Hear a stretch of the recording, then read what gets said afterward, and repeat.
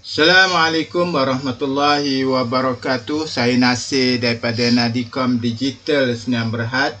Nombor telefon saya 0199699079.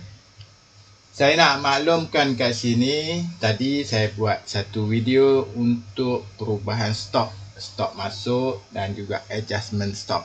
Tapi ada orang tertanya-tanya, macam mana pula stok boleh keluar dalam SQL accounting ni. Jadi kalau stok keluar, dia ada beberapa keadaan. Yang pertama sekali, kalau kata anda buat delivery order,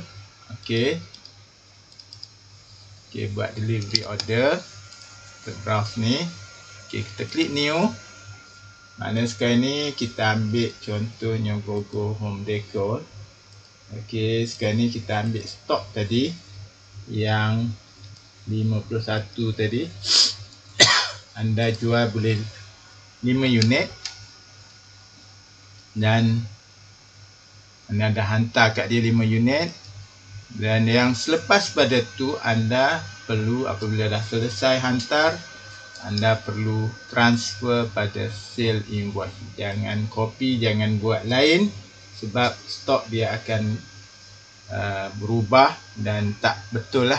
Jadi bila kita klik save ni, jadi kita pergi tengok kat maintain stock item pula. Tadi kita dah jual 5. Kita klik ni, kita refresh.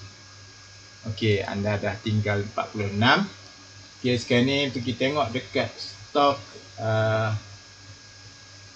kat quantity, cari dekat item tadi. Ni kita klik apply. Tuan-tuan dan puan-puan boleh tengok kat sini gerakan stok ni.